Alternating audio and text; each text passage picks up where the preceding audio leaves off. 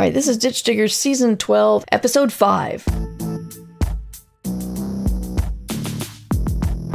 Ditch Diggers appear and ain't no wannabes here with some not so nice advice for your writing career. To be clear, no punches will be pulled, but the punch may be spiked how they like before they get on the mic.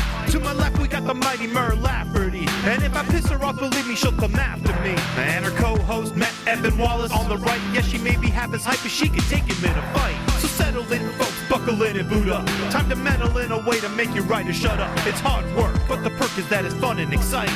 Facebook will still be there when you're done writing. Ditch Diggers!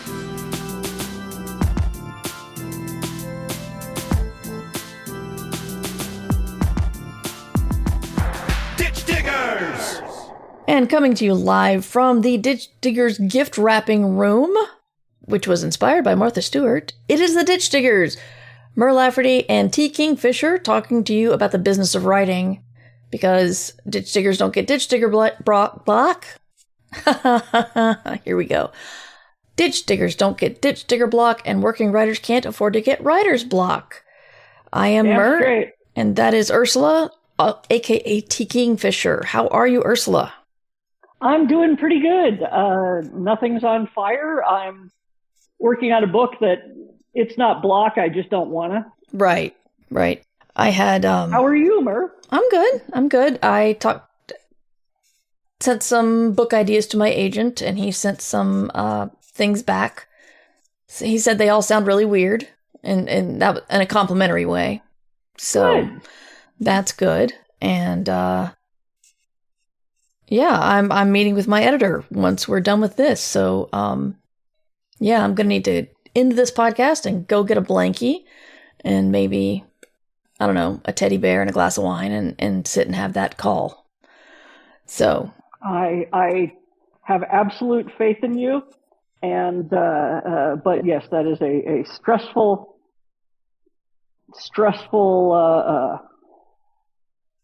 thing to. I mean, even when you like your editor a lot, you know, there's still the, oh God, we have to sit and talk about the thing. yeah. Yeah. And part of me is like, why couldn't this be an email? Is it that much? Is it that bad? So we'll see. Yeah, and then we're going to a silent film tonight with an orchestra backing it. But before we get into the thing, I'm sure everyone's here to talk, to listen, to want to hear. Words are really hard for me today. I don't know why.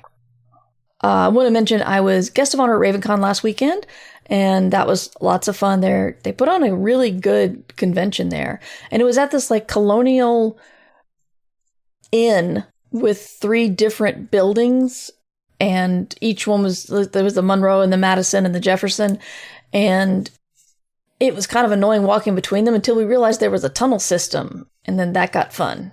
So well, tunnels are cool. yes. And then this coming weekend, I'm going to be in Des Moines for DemiCon, also guest of honor. I normally would not do this so close together, but when someone asks you if you want to be a guest of honor, you usually probably should say yes. So the RavenCon thing came last minute because David Brin had to pull out. But yeah, so if anybody live is going to DemiCon, check me out. I'll be there.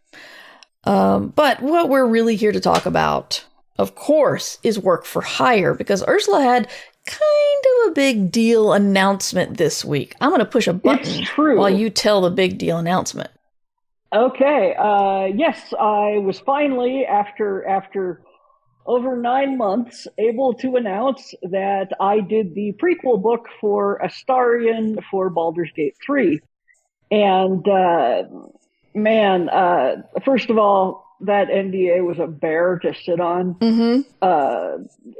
NDAs, they expect you to tell your family, and I had told Mer, and so we spent a lot of time going, are they going to announce it soon? When do they announce it? But the announcement date kept getting pushed out. It was originally supposed to be like February. So mention why it was pushed out. They were trying to make sure that they had they had to get the contract finalized for the voice actor for Astarion from the game to do the audiobook version. Yep. And which, you know, I was willing to wait for that because that dude is unbelievably talented. I think anybody who has played the game can say that about 60% of Astarion's sex appeal is the voice. Oh yeah, no, a friend of mine who is Ace was like, if you have ever been interested in a man in your life, that voice just goes straight between your legs. Mm-hmm. So yeah, it's so I'm delighted. I usually don't listen to my own audiobooks just because of audio processing things, and also it's like weirdly intense. But I might make an exception just to hear at least some of that. But yes, it's very exciting. I was able to announce Friday, and this was not how I expected to get a write-up in PC Gamer and Kotaku, but I'll take it. PC Gamer, wow. Oh my God, all the game places picked it up. Half of them mentioned my name in passing, if at all, but it was... were they talking about whether the book was happening or not, or that Neil was attached? Most of them were talking about the fact that Wizards of the Coast had announced Baldurs Gate tie-ins, because this is the first one they've announced. Right. So, and there's also like a cookbook coming out, I want to say. And so, yeah, I know. But you brought me own paring knife. So it's, yeah, it was a lot of gaming news places picked it up because, prequel. Yes. And a cajillion or so very, very nice people on Blue Sky going, oh my God, yay. One place, might have been Kotaku, actually went back and found some of my old posts about playing the game on Blue Sky so that they could confirm that I had indeed played it. Oh my God. And here's the thing. I do not go into fan spaces looking to look at what they've said. I do not read my reviews. Right. If I see my name in a Reddit thread, I hit backspace so fast that I leave skin on the key. But so it was only one of my D&D group was like, who does go on TikTok and whatnot, which again I don't do. It was like, there's some people in various comment sections asking if you've ever even played D&D, and we're like, wait, are they all dudes? I have no idea. I didn't look, but. And she's like, and I really want to say, yes, she does. I've been in a campaign with her for 15 years, but, like, why would they believe a random person in a TikTok section? So I thought that was funny, that's like one of apparently the concerns that people have is that I don't know enough about D&D. And, when we had the Zoom call, the initial Zoom call with the editor and the WotC rep and my agent and me, which was great. We usually on this sort of thing, you have like a getting to know you sort of call. A lot of times when you sign with a new publisher, you have that, things like that. And so, we did all the usual chatting and, discussion. And then they said, do you have any questions for me? And I pull out 2 pages, single spaced. And I'm like, okay, first one. Astarion does not have spider climb in Baldur's Gate 3, but canonically vampire spawn in 5e do have spider climb. Is it just because it would have broken the game engine? And the WotC rep is sort of blinking, and I'm like, all right, next up, am I allowed to mention the spell plague or the time of troubles in this? And she's like, most of the people in the office don't even know what the spell plague is. And the editor at that point is, why didn't you email the questions? So, yeah, my agent was just sort of cackling in the background. Your agent always has many reasons to cackle. It's true. And so it was a lot of fun writing it. And you have written media tie-in as well. Mm-hmm. It's people are like, is this like fanfic? And kinda. Because there is a certain element of, you're playing in somebody else's sandbox, and many of the fanfic writers I know will do 3 hours of research for one, line to make sure it's accurate. And God knows I did that occasionally. We have a question. Valerie wants to know in the chat, how can you not mention the spell plague? Is Gale not going to mention his girlfriend in this book? Gale is not in this book. This is a prequel. This is just Astarion. But certainly, out of some, overheard in a bar or something, you could just put him in there. Like, did I tell you I went out with a god once? I was so cool. It did not even occur. Okay, I'm going to confess this. I never liked Gale. Gale annoyed me. Like, the biggest problem of your life is that you were the goddess of magic's boyfriend, and that wasn't enough, and you got weird about it. I just could never really get past that. I'm not a fan. Lots of people love Gale, and that's great. I am glad. In chat, we are getting some gasp. That's my boyfriend you're talking about. I'm sure we are. I'll be honest. I always kind of liked Will because I'm that sort of person, but Astarion came on to me, and I have a hard time saying no, and also the voice. Mm-hmm. So I was just dating Astarion sort of by accident, and then I always had him in the party because he was hilarious. So when Watsy gave me the choice of him and another character, no, I will not tell you which character that was, and I was instantly like Astarion. Mm-hmm.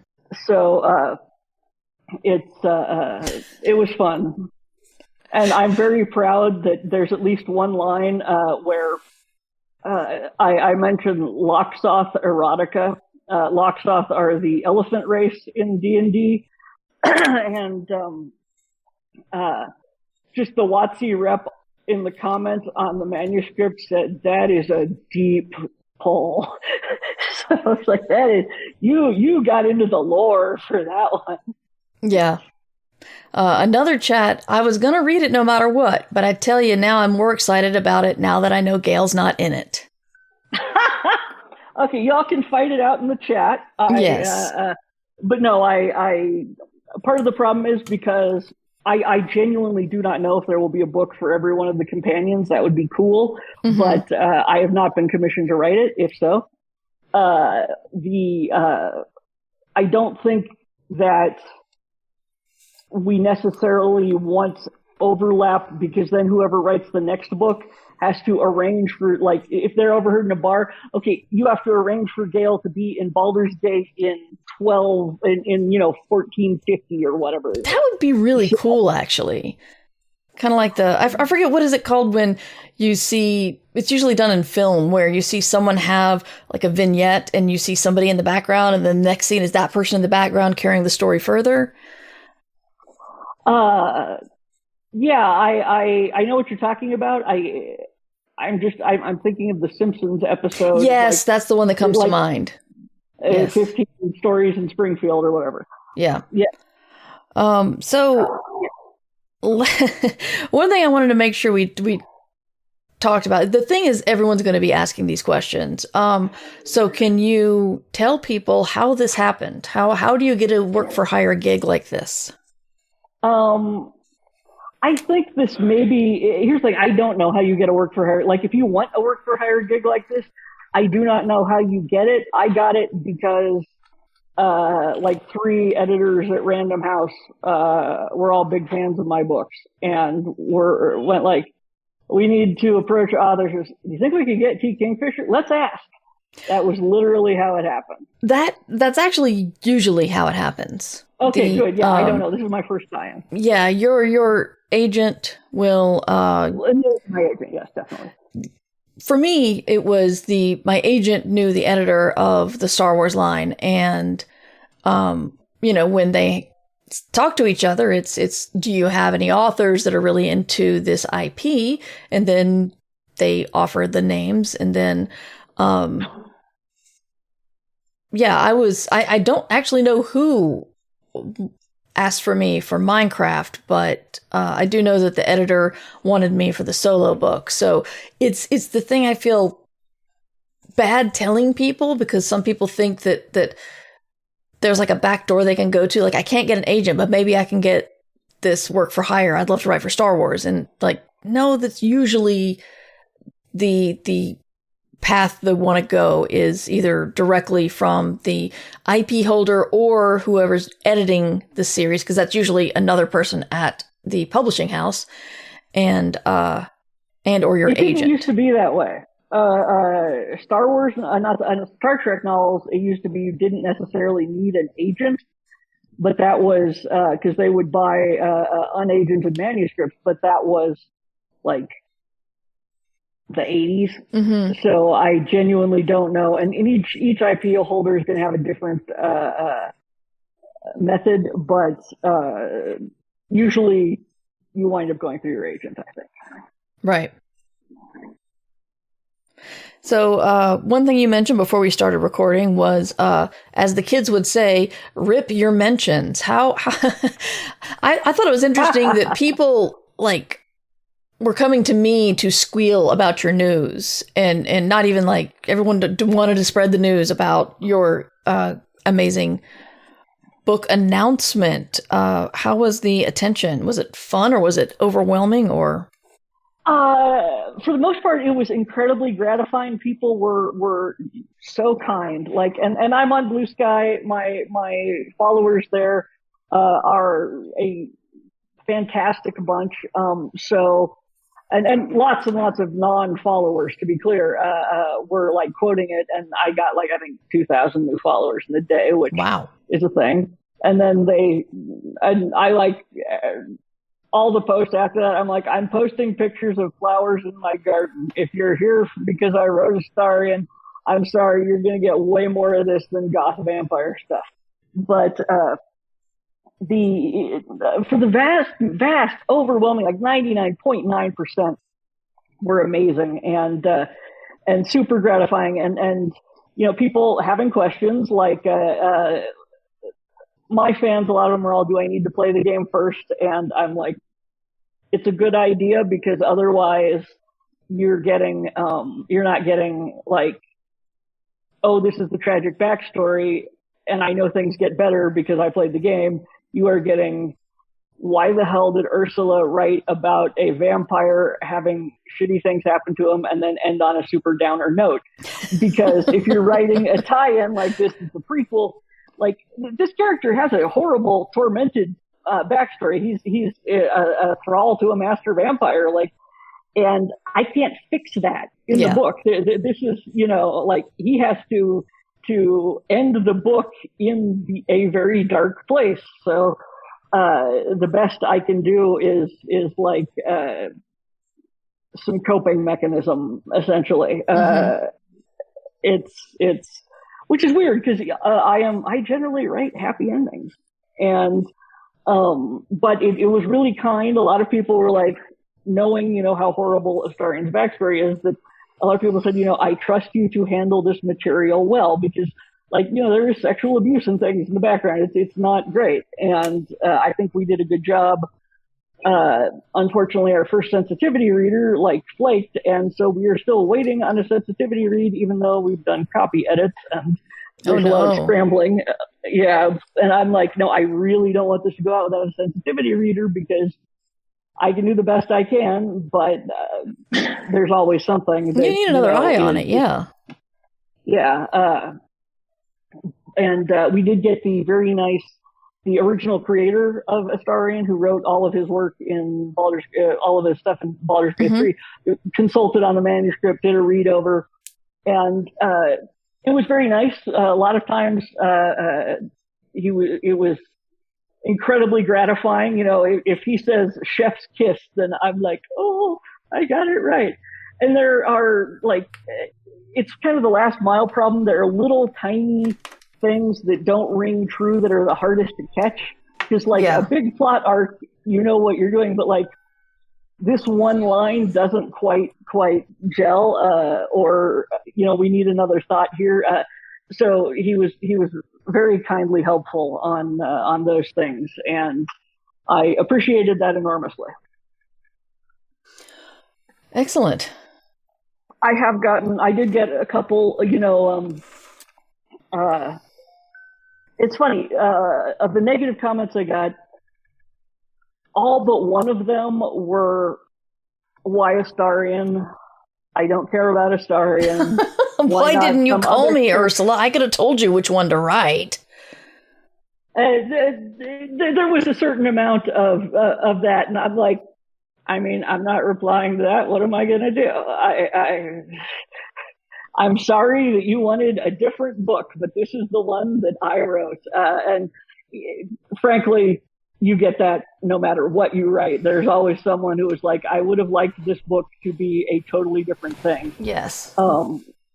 It's like novellas. You write a novella, it says novella on it, and there will always be a review that takes off a couple stars because they wanted it to be longer. Yeah. Yeah, of course. And it's like, price of admission. I did get one absolutely delightful, insulting response that I was so tickled by. I sent it to the editor and the WotC rep, which was, it's really disappointing to see you making fascist literature under Trump. Yeah.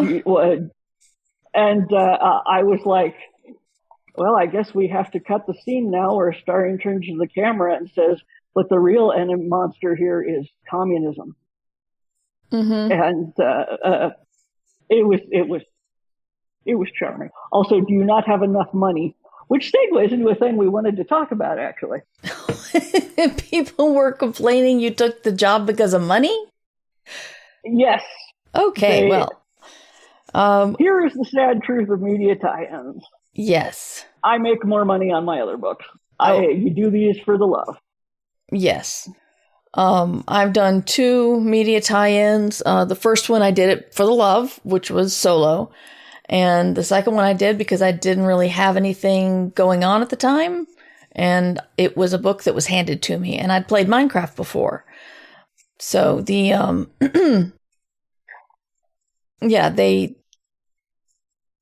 it's funny because the Star Wars deal was actually included royalties, but the royalties were 1%, and I still haven't earned out. It's almost like insulting to keep getting these royalty statements of, nope, you haven't sold enough yet. And it's like, now it's just insulting because they're not going to have a huge run on solo. It's not going to suddenly sell a whole bunch. Right. So it's just going to keep going down and down and down and down. But yeah, it's the good part is like in advance, you don't have to give that back if it doesn't do well. If it's crap, you still get paid. But for most people, it's paid out like advances are paid out. You get some on signing and some on final draft and some on publication. But overall, it's usually just one deal.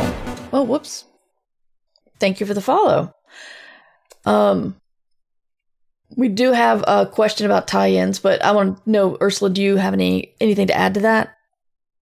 I can't even remember off the top of my head what my royalty rate is, but it's not a a standard royalty rate is 10 to 15% depending on your you might get 15% of hardcovers and 10% of mass market paperback or something like that. It is much lower for media tie-ins because you are only one of the rights holders who is getting that royalty. Like, we're all basically divvying it up from the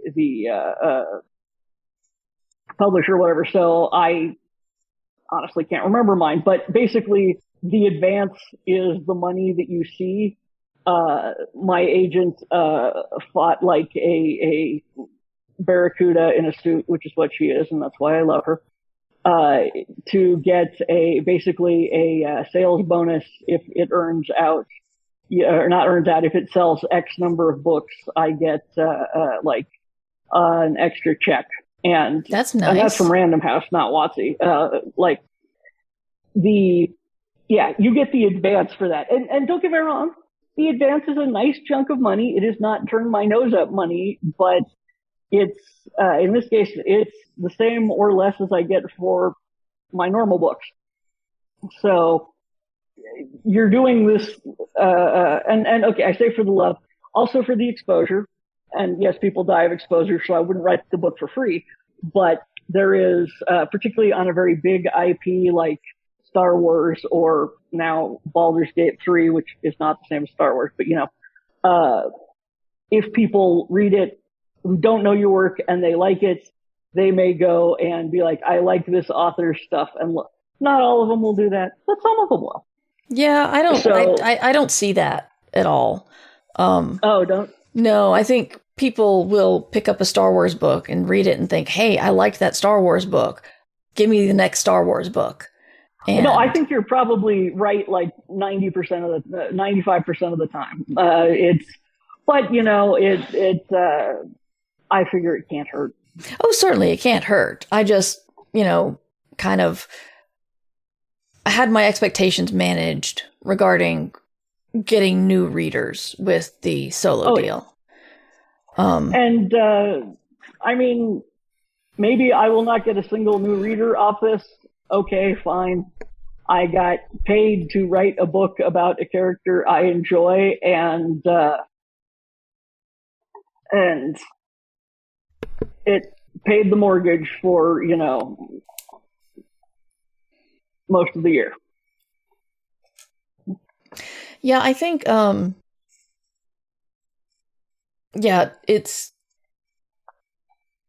I feel like at the beginning of your career, you want to grab whatever deals you can. And then later on, you can decide, well, do I want to, do I want to have what comes with tie-in work? Do I want all of that as well as the money? Because, right. I don't know if I can say this. Maybe. I don't know. Probably. I don't know. Sorry. I'm second guessing my decision here. I was offered a trilogy in an IP, and I was seriously considering it. And a friend of ours, Ursula's mine, said, Mer, that's your next 3 years. Do you want to be writing that for the next 3 years? And I thought, you're absolutely right. And fair. Yeah. Oh, I was about to say we were going to take an ad break, but apparently it's done. So I guess that was a short one.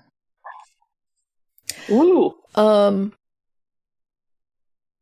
Yeah, it's like I would not want to for my entire career to be writing tie-ins now, because I did one and the editor really liked it. It's but at the same time, like I held the door open. The very nice WotC rep, we had lunch in Seattle when I was up there for NorwestCon. Was like, would you like to do this sort of thing again? Was it a good experience? And I'm like, yeah, it was great. Schedule and budget permitting, give me a yell. I would do another one. But there is every tie-in you do is a book of your own you are not writing. So because it took me, it's not quite 100,000 words. It took me like, I don't know, 5 months to write it. And that was 5 months I could have written a different book. Yeah. Got a couple more questions in chat. Thank you to the new follows, by the way.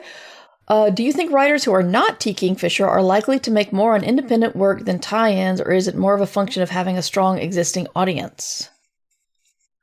I think there is a certain... I think that you do need the existing audience, because but the thing is that I don't think you're necessarily going to get the tie-in work unless you have already written books that people like. Yeah. Like, so it's, by the time you are getting the tie-in work, seems likely that you could make more on your own, unless you have gone through one of the boom and bust cycle things that happens to authors where you rose meteorically and then didn't. Yeah. It's, I don't know, science fiction fantasy. Well, no, it happens in science fiction fantasy. Some people will, do really well for a bit and then they're stuck in mid-list and then they can't sell a book to save their life. So they pick up a pen name. Yeah. If you are like at that point, then yes, a tie-in would probably be great. If, you aren't, then no, there's a good chance you could make more on your own stuff, but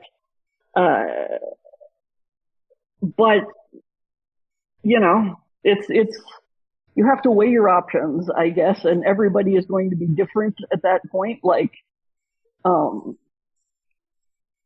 am still in the nice honeymoon stage too of this book where, people are excited and being nice.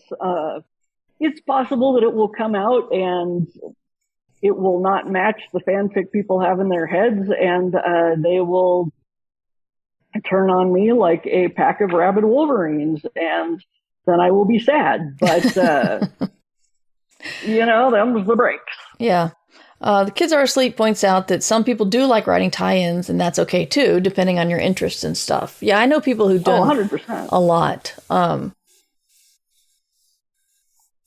One of my very favorite authors, Diane Duane, has done a bunch of Star Trek tie-in novels. That was how I first found her work.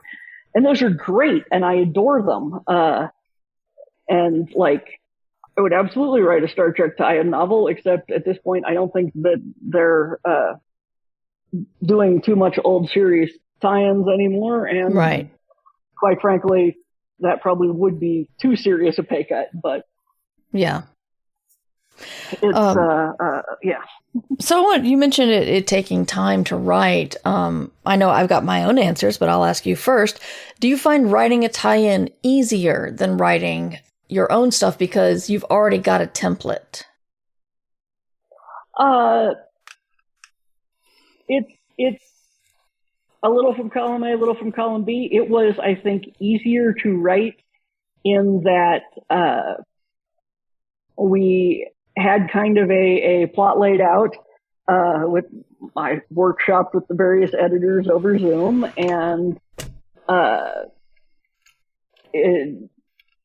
lot of it kind of wrote. I'm not going to say wrote itself, but it was fun. It was you're swimming in how did I think it was A.C. Crispin said writing something like that is like swimming in a heated pool. Yes, you can get tired and whatnot, but you're still in a heated pool. Whereas writing your own book is sometimes like trying to swim in an ocean, and you don't know where the shoreline is. So it was easier in that regard. There were a lot of things, however, that are tricky that are not things I have to worry about my own stuff. Like some of the editing, one of the editing passes from the very nice WotC rep who apologized every time she had to do it was like, I'm afraid that, Wizards of the Coast guidelines do not say that we should not do this and things like that. And it wasn't like anything horrible. It was usually things like, there was a joke in there, don't think of it as detect evil, think of it as detect incompatible moral system. And the WotC rep was like, okay, I laughed, but WotC on the tie-ins, they're not like supposed to know that they're casting spells like in a D&D game, so we have to like not. I'm like, okay, it's fine. Yeah, mentioning. Or I think, sorry, go on. Yeah, and there was another one where I had referenced one of the gods in the Forgotten Realms system, who they had set a while back that was based on Egyptian gods, and it came back. He's like, no, we're trying to actually get away from those using any historical deities. So I need you to cut that. That's the sort of thing that's never going to come up in my books. It just doesn't happen, and there's no one who has like absolute veto power the way that Wizards of the Coast did over this one. Like, right. They can look at it and say, "Thou shalt not." And I either accept that or I don't cash the check. Well, it's interesting. That feels like the opposite of most lit RPG, who, bring the details of a game into the world literally. Yes, which is interesting. I had that with Minecraft in having to follow some odd rules for their fiction, which is the one that got me was they can't eat anything you can't cook in the game. So I couldn't branch out and mention anything about, any other food than what you could make in Minecraft. And, yeah, it felt kind of silly, but there's a lot of weird stuff that happens in Minecraft. Like if you tame a wolf and it becomes your pet, then you can call it and it teleports to you. And so I'm like, I'm going to have a teleporting wolf. Sure. And, I like the heated pool description. That's pretty clear. You've got your boundaries. It's a heated pool. It's nice. When I was writing solo, one of the problems I had was I'd read the script, I'd read the YA novel, which I didn't know why. I mean, I'm glad I got the job, but the novel for the younger readers was not, I couldn't tell what made it YA. It was just another retelling of the story. Some of the problems I had, mine was a novelization of an existing piece of media, not quite what you were doing, but I had to figure out how to describe a scene in a way that nobody else had. And I didn't want to say exactly like you're watching the movie and I'm going to describe exactly what happens. And I couldn't copy what the other books said. I don't know how the plagiarism laws work there, but still wouldn't have felt good doing it. But it was a weird thing trying to figure out how to make it fresh because I'm sure like you got, which was, is this a cash grab? I mean, there's a lot of people who think those kinds of novels are. However, I know a lot of people, almost everybody I know who's written tie-ins, who care passionately for what they're working on and want to give you the best story possible.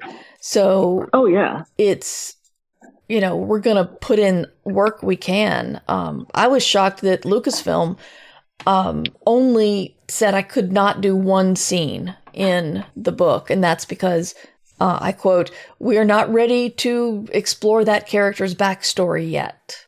And so I couldn't give them anything about the character's backstory because they were not prepared for that or wanting to do that. But they were pretty lenient with what I was writing. So it was a good experience. It occurs to me one other thing to mention about tie-ins is that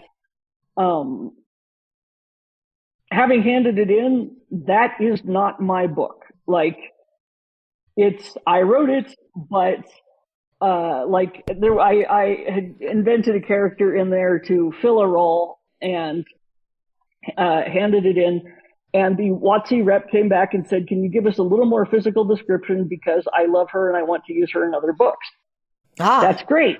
Not a problem. I will not write those books. That is not my character. If I put it in the book, it now belongs to WotC. Yeah. And that going in, hopefully, if you don't, listen to us because you should know that going in. But everything I wrote in there, all of the characters are official property of Wizards of the Coast. And like, yes, I did the thing that I suspect every D&D writer since the dawn of time has done, which is throw in cameos by party members. The trick is to not be too obvious about it.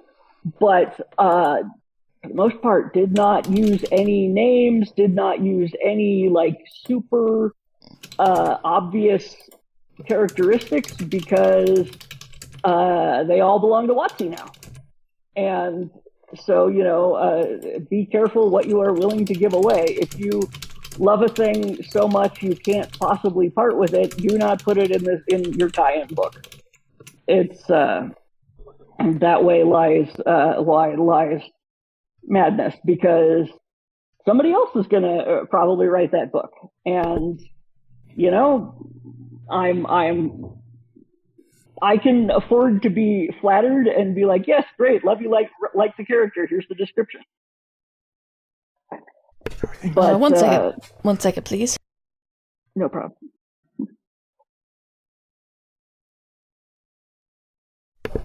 Sorry about that.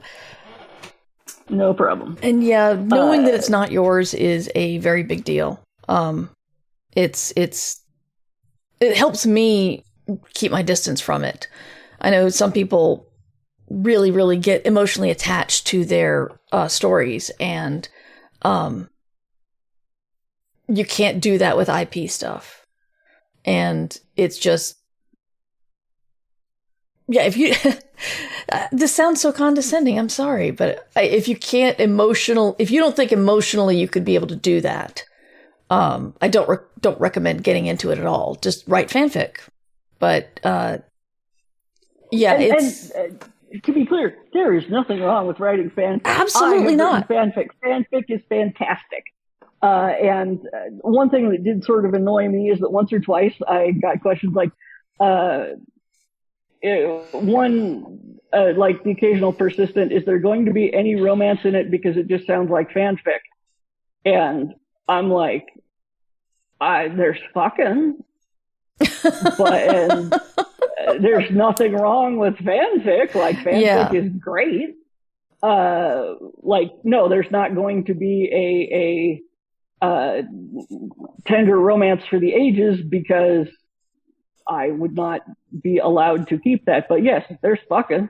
Yeah. There's a dude, because quite frankly, as I said to the editor and everyone nodded solemnly, if you handed in an Astarion book without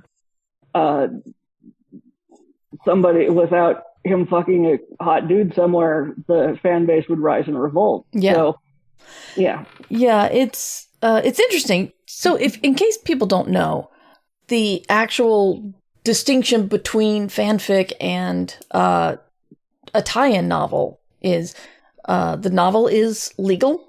Fanfic, technically not legal. You get paid for it. Fanfic, you shouldn't be getting paid for it. The IP belongs to someone else, and they can do whatever they want with anything you threw in there. And but it's canon, so that's exciting. Exactly. Yeah. So, another person asked, "Is it canon?" And I had to stop and realize that people don't know that. Yes. Barring a Disney Star Wars Legends kind of thing. Yeah. It's canonically, what I wrote in there is officially true, and it's which is interesting. And if you don't like that, it's okay to ignore it in your fanfic. That's why we have fanfic. Believe me, I ignored the last Star Wars Rise of Skywalker movie in mine. Mm-hmm. So, it's, there was at least one moment where I had actually it was sort of a rules question that I ran by the WotC rep, and she was like, I'll look into it, and came back 2 days later and said, there is no official canon ruling on this, so you get to decide. Wow. Yeah, and I was like, oh God. I was torn between I have so much power and oh shit, I have too much power. So no, I am not going to say what it was. People have asked, because every rules lawyer on the planet will teleport to my location to tell me about a Dragon magazine article from 1993 that established this, and I don't need that. Yeah. No. Also, my email has 2 layers of screening before it gets to me, which I'm going to be using, because I expect. I mean, you cannot write a book that is all things to all people. Yeah. And I am hoping that 90% of the readers go away going, "Yeah, that was a lot of fun." Mm-hmm. Some people are going to be mad. They should. They have the right to feel mad in their own space, and I will never see the email. Yeah. We are nearing the end of our time. If you have any other questions to put to T. Kingfisher about tie-in novels or Astarion specifically, let us know. Otherwise, we can tie this up. Ursula, how do we get in touch with you beyond the or find you online, I should say, because you just told us you got 2 levels of screening before it gets to you. You can go to redwombatstudio.com, and if you want to send an email there, you can go to Blue Sky, where I am T. Kingfisher. Once the book comes out, I will probably be locking down the account for a week or 2 to only people I follow commenting, but only if I need to. Yeah. And people, as I said, are generally lovely. I did think of another thing, tie-in novels that is different, which is, depending on timing, they may not send out advance reader copies. Oh, I didn't know that. They do not send out arcs of, there will be no arcs of Astarion. I guess that's true. I don't think I ever realized it, but I'm pretty sure that arcs didn't go out for my 2. So yeah, just never even thought of it that way. Wow. Okay. Yeah, and the only and I never think about these things. This is the level of detail that I write the books. I don't want to be involved in the marketing. That's why I use a traditional publisher as often as possible. But the WotC was like, no, and Random House Worlds rather was like, no, we don't send out arcs on this because, quite frankly, a reviewer is going to get hold of it and be like, this is not like the fanfic I wrote, so fuck you, die in a fire. And we just, no. I think there's also a certain amount of, and they didn't say this, but I'm guessing arcs are partly a way of creating buzz beforehand, and they're figuring the buzz is sort of built in on that one. Like pre-orders shot it to like number 40 in books on Amazon. Wow. Like all books. Yeah.